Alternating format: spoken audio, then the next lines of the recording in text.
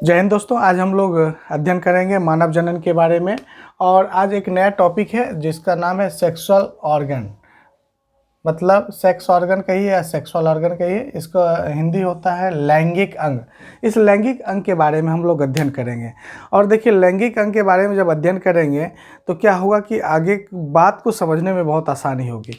अच्छा, एक चीज़ बताइए, जब हम अक्सर बच्चों से ये सवाल करते हैं कि बताओ शरीर का ऐसा कौन सा अंग है, कौन सा ऐसा सेक्स ऑर्गन है जो अगर शरीर में नहीं रहे तो भी प्रजनन हो सकता है, मतलब संतान की उत्पत्ति हो सकता है, या शरीर का सबसे मोस्ट इम्पोर्टेंट सेक्स ऑर्गन कौन सा है। तो बच्चे अक्सर कंफ्यूज हो जाते हैं। और बच्चे क्या, कई बड़े लोग भी इसमें कंफ्यूज हो जाते हैं। उन्हें लगता है, और वे तपाक से आंसर क्या देंगे, अगर कहेंगे शरीर का सबसे ज़्यादा इम्पोर्टेंट लैंगिक अंग कौन है जो सेक्सुअल रिलेशन में, जो शारीरिक संबंध बनाने में, सेक्स क्रिया में भाग लेगा या जिसके कारण संतान की उत्पत्ति होगी, तो डायरेक्ट लोग बोलते हैं कि शिशन होगा, लिंग होगा। मेल में पेनिस होगा और फीमेल में योनि या वेजाइना, जो सिंपली लोग सोचते हैं। क्योंकि हम लोग अगर साधारणतया देखें तो क्या देखते हैं कि जब शारीरिक क्रिया होती है, जब हम लोग शारीरिक संबंध बनाते हैं, तो उसमें पुरुष का लिंग मादा के या स्त्री के योनि में प्रवेश करता है। तो सिंपली तो हम लोग देख रहे हैं कि जो पुरुष का पेनिस मादा की योनि में प्रवेश करता है, तो लगता है कि शायद इसके बिना क्या होगा, संतान की उत्पत्ति नहीं होगा। और तपाक से हम लोग क्या बोलते हैं कि यही सबसे ज़्यादा इम्पोर्टेंट है। लेकिन इसकी वास्तविकता कुछ अलग है। वास्तविक में ऐसा होता नहीं है। वास्तविकता यह है कि जो पेनिस नहीं है तो बिना पेनिस का भी सेक्स हो सकता है, बिना पेनिस का भी संतान की उत्पत्ति हो सकता है। अभी ऐसे ऐसे मॉडर्न टेक्निक आ गए हैं, बहुत सारे अत्याधुनिक तकनीक आ गए हैं जिसके सहायता से जिसका पेनिस अगर किसी दुर्घटना में क्षतिग्रस्त हो चुका है या पैरालिसिस उसमें मार दिया है या अन्य भी कारण हो, तो भी वो संतान को जन्म दे सकता है। वो अपने स्पर्म से अपने बच्चे को पैदा कर सकता है, जिसमें एक सबसे ज़्यादा मोस्ट पॉपुलर है टेस्ट ट्यूब बेबी, है ना। तो चलिए आज इसी सब के बारे में पढ़ेंगे, लेकिन इसकी बेसिक जानकारी लेंगे और हम लोग जानेंगे कि मानव में या किसी भी जीव में सेक्स ऑर्गन कितने प्रकार का होता है और सेक्स ऑर्गन को हम लोग कैसे बांटेंगे। और आई होप कि आप पूरा जब पढ़िएगा तो पूरा कंसेप्ट क्लियर हो जाएगा, है ना। तो देखिए, सेक्स ऑर्गन जो है लैंगिक अंग, इसको 3 भाग में बांटा गया है। पहला है प्राथमिक लैंगिक अंग, दूसरा है द्वितीयक लैंगिक अंग और तीसरा है तृतीयक ये सहायक लैंगिक अंग, एसेसरी। तो ए क्या हुआ, प्राथमिक, बी में हुआ द्वितीयक और सी में क्या हुआ, एसेसरी सेक्स ऑर्गन। अब देखिए, प्राथमिक लैंगिक अंग वैसे लैंगिक अंग को कहेंगे, वैसे सेक्स ऑर्गन को कहेंगे जिसके बिना संतान की उत्पत्ति नहीं हो सकता है। मतलब जिसके बिना संतान की उत्पत्ति हो ही नहीं सकता है, उसको क्या कहेंगे, प्राथमिक sex organ, primary sex organ. लैंगिक अंग क्या है, लैंगिक अंग अगर इसको कहें कि इसको डिफाइन करें, लैंगिक अंग क्या है, मतलब वैसा अंग जो प्रत्यक्ष या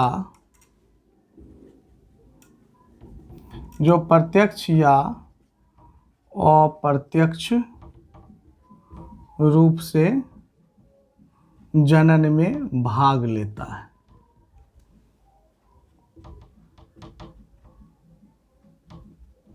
लैंगिक अंग कहलाता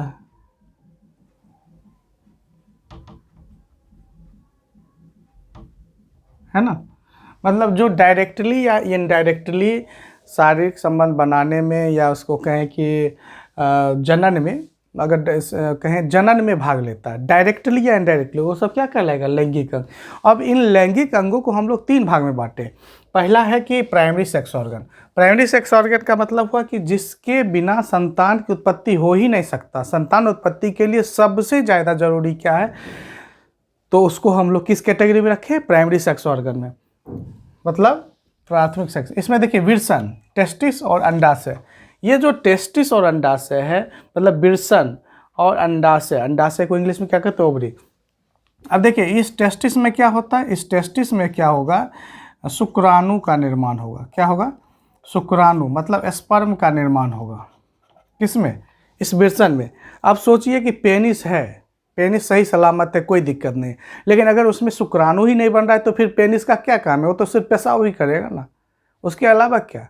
अगर फीमेल के योनि के अंदर प्रवेश भी कर गया तो शुक्राणु रहेगा ही नहीं, तो बच्चा कैसे पैदा होगा? तो बच्चा पैदा करने के लिए क्या चाहिए? संतान उत्पत्ति करने के लिए क्या चाहिए? कि शुक्राणु का होना जरूरी है। और शुक्राणु का निर्माण कहाँ पे होगा? विरसन में। इसलिए फैक्ट्री है, शुक्राणु निर्माण की फैक्ट्री कहाँ है? स्पर्म निर्माण की फैक्ट्री कहाँ है? टेस्टिस में है, जो शरीर से लटकते रहता है स्क्रोटल सैक में, है ना। और अंडाशय में क्या होगा? इस अंडाशय में क्या होगा? अंडाणु का निर्माण होगा, ओभा। अंडाणु मतलब ओभम का निर्माण होगा। अब सोचिए कि फीमेल में अंडाणु ही नहीं बने, योनि है लेकिन उसमें अंडाणु नहीं बने, ओभम नहीं बने, तो फिर क्या वो माँ बन सकती है? नहीं बनेगी।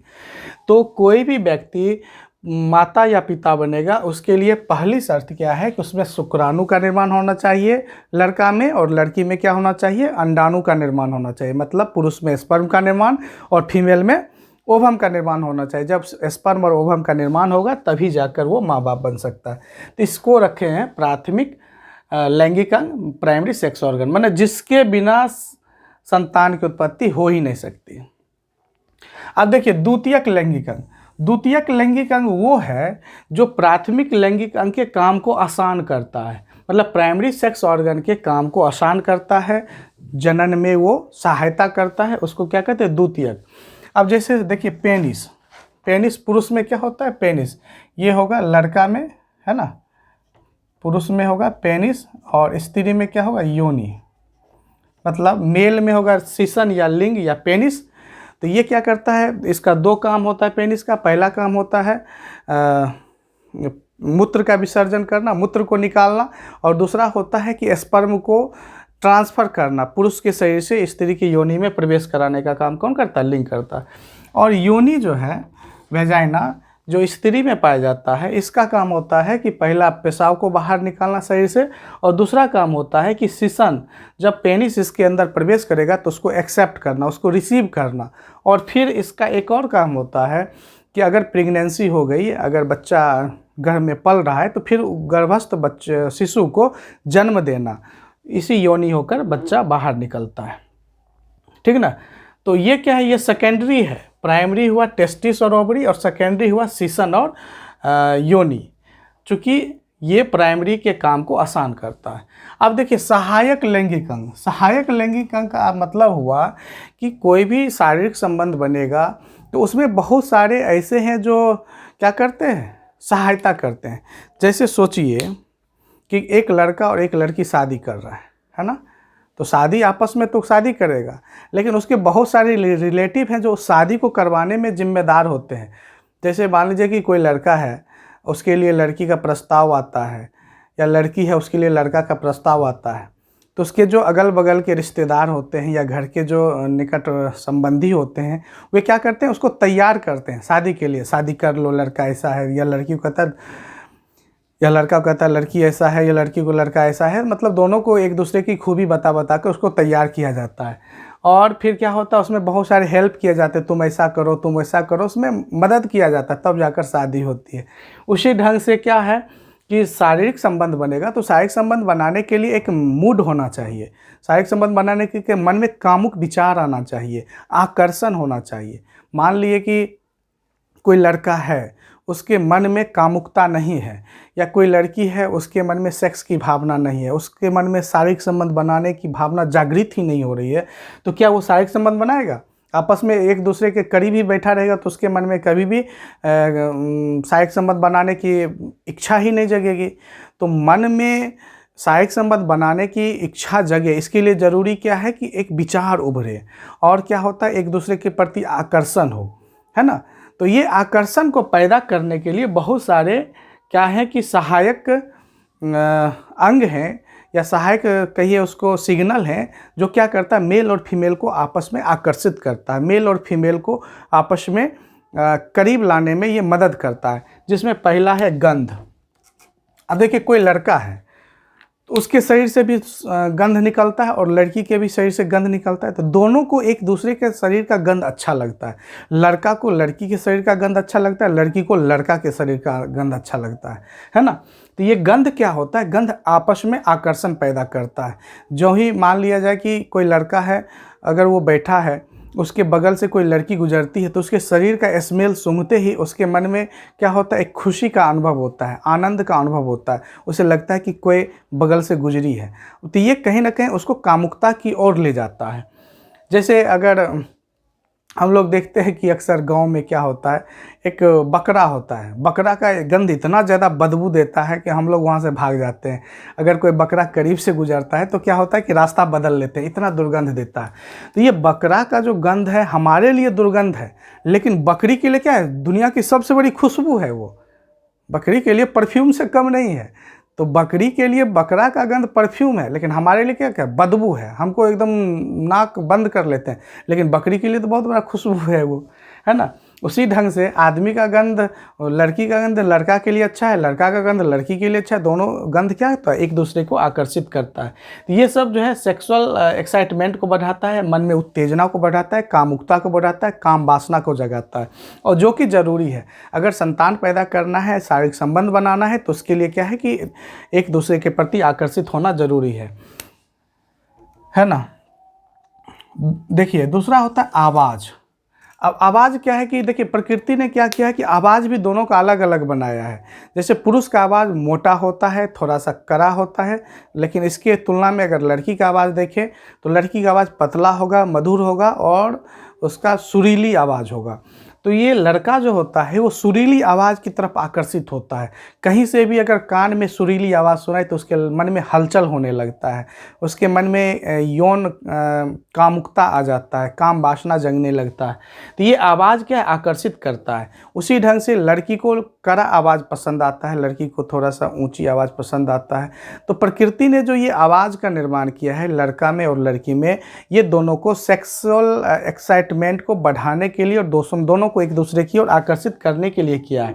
जैसे अभी बसंत का महीना है, आप देखेंगे कि आम के बगीचा में जब बहुत सारा आम में क्या होता है, मंजर लग जाता है, तो कोयल बैठता है, बैठती नहीं है, बैठता है और कू कू कू कू का जोर से क्या करती है, आवाज़ लगाता है। एक्चुअली वो कोयल जो कूकता है, तो कोयल कूक कूक कर अपने मादा को पास बुलाता है ना, मादा को बुलाता है, वो बुलाती नहीं, बुलाता है। और उसकी जो फीमेल जो कोयल है, वो फीमेल कोयल उस आवाज़ को सुनते हुए उन नर के पास पहुंच जाता है। तो आवाज़ क्या कर रहा है, एक दूसरे को आकर्षित कर रहा है। उसी ढंग से हम लोग देखें क्या कहते हैं, आप इसी को ले लीजिए, कोई भी पक्षी ले लीजिए, कबूतर ले लीजिए। कबूतर भी देखिएगा आप, अगर आप लोग कबूतर के नज़दीक होंगे, पाले होंगे, बहुत लोग पालते भी हैं कबूतर को अपने घर में, तो देखिएगा जब सेक्सुअल एक्साइटमेंट होता है तो उसका मेल कबूतर जो होता है वो पूरा एक सेक्स साउंड निकालता है मन से, वो पूरा नाचता है और आवाज़ निकालता है। उसके प्रति क्या होता है, फीमेल कबूतर जो होती है वो आकर्षित होती है। तो ये आवाज़ भी एक दूसरे को आकर्षित करता है। इसी ढंग से मेढक में भी ले लीजिए, जब बरसात का सीजन आता है तो नर मेढक जो होता है टर टर करता है। तो नर टर टर क्यों करता है, वैज्ञानिकों ने कहा कि ये जो है विज्ञापन दे रहा है, ये सेक्सुअल एडवर्टीजमेंट दे रहा है। तो वो तो खैर मजाकिया अंदाज में वैज्ञानिकों ने ऐसा कोटेशन दिया था, लेकिन एक्चुअली क्या है कि इसका बायोलॉजिकल एस्पेक्ट देखें तो बरसात के सीजन में ही वो एक्सटर्नल फर्टिलाइजेशन हो सकता है, चूँकि पानी में स्पर्म और ओवम का मिलन होगा, एक्सटर्नल फर्टिलाइजेशन होगा।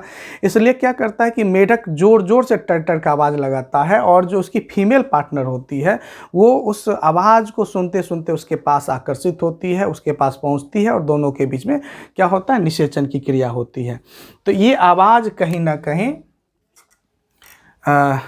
मेल और फीमेल को आपस में आकर्षित करने में मदद करता है। और इस आवाज़ गंध पे बहुत सारे फिल्मी गाने लिखे गए हैं कि कोयल सी तेरी बोली, पता नहीं क्या क्या गाना है ना। तो ये आवाज़ कहीं ना कहीं सेक्सुअल एक्साइटमेंट को बढ़ाता है। अब देखिए हेयर, बाल का स्टाइल, हेयर स्टाइल भी पुरुष हो या स्त्री दोनों को आकर्षित करता है। लड़के तो एक से एक हेयर स्टाइल रखते हैं।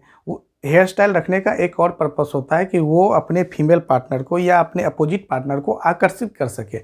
जैसे पुरुषों के सीना का बाल, ये क्या करता है, फीमेल को आकर्षित करता है। उसी ढंग से लड़कियों की जुल्फ़ें, जैसे न जुल्फ़ घटा क्या क्या गाना जो है, बिखरी जुल्फ़ों को सजाने की इजाज़त दे दो। तो जुल्फ़ पे कवियों ने बहुत सारे गीत लिखे हैं आवाज़ पे लिखे हैं, गंध पर लिखे हैं, तो ये कहीं ना कहीं लड़कों को आकर्षित करता है। लड़कियों का जो बाल है या बाल बांधने का स्टाइल है, तरीका है या जुल्फ है, ये सब लड़कों को आकर्षित करता है। उसी ढंग से लड़का का बाल, लड़का का हेयर स्टाइल, लड़का के बाल का कलर, ये क्या करता है, लड़कियों के दिल में गुदगुदी पैदा करता है और ये कहीं ना कहीं कामुकता को बढ़ाता है। इसके बाद देखिए शारीरिक बनावट। शारीरिक बनावट जो होता है फिजिकल कंस्ट्रक्शन। अब फिजिकल कंस्ट्रक्शन कैसा हो, सोचिए कि कल्पना कीजिए कि अपने आप से पूछिए कि प्रकृति ठीक है जो भी बनाने का था मेल फीमेल का शरीर बनाता, लेकिन उसका बॉडी का कंस्ट्रक्शन मेल और फीमेल का एक ही जैसा देता, तो फिर क्या होता, आकर्षण पैदा होता? नहीं होता।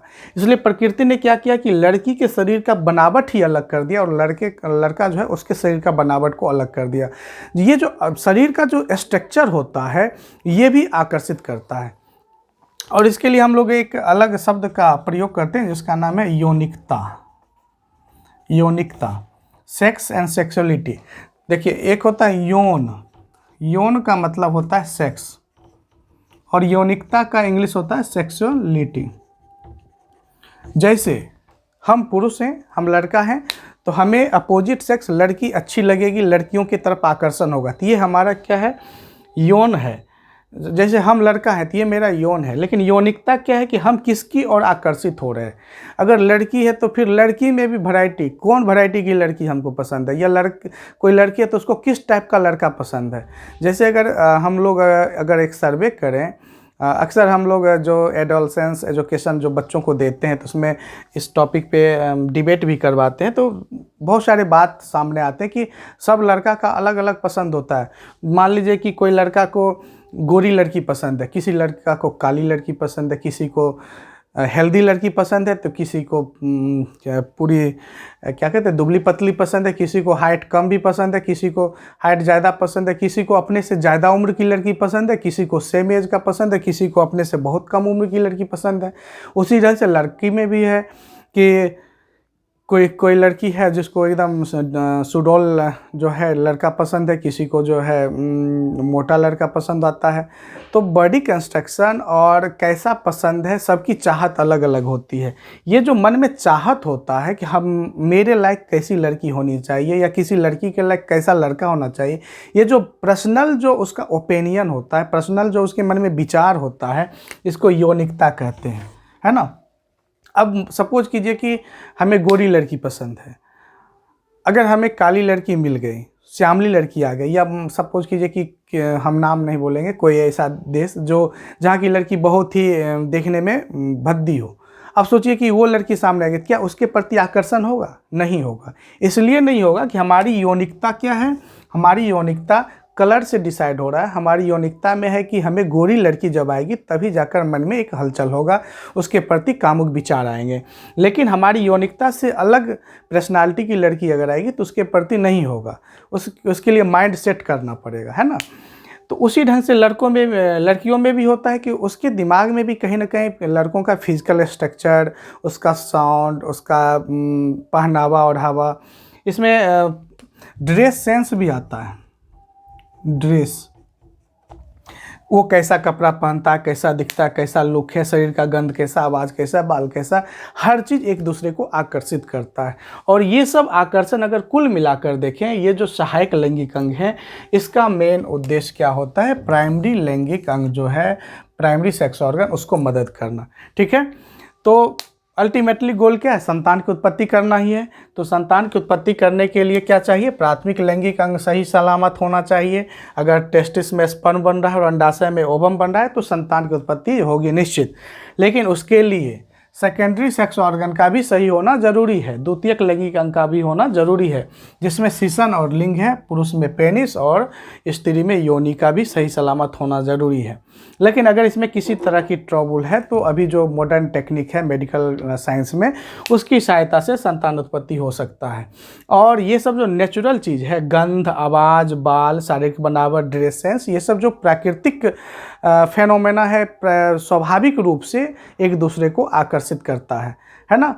तो अब समझ में आ गया कि आखिर लड़के क्यों किसी लड़की की आवाज़ की ओर आकर्षित होता है, किसी के बाल को देखकर, या लड़की किसी लड़का को देखकर क्यों आहें भरने लगती है। तो इन सब बातों को आप लोग समझ चुके होंगे। और लड़का परफ्यूम क्यों मारता है, उसका भी एक यही कारण होगा कि वो अपना गंध, अपने शरीर के गंध से लड़कियों को आकर्षित करना चाह रहा है। तो आई होप आप समझ चुके होंगे। फिर भी कोई ट्रबल हो तो आप कमेंट सेक्शन में ज़रूर लिखें, और वीडियो अगर अच्छा लगे तो आप इसे लाइक करें, सब्सक्राइब करें और अपने दोस्तों को ज़रूर शेयर करें। Thank you so much.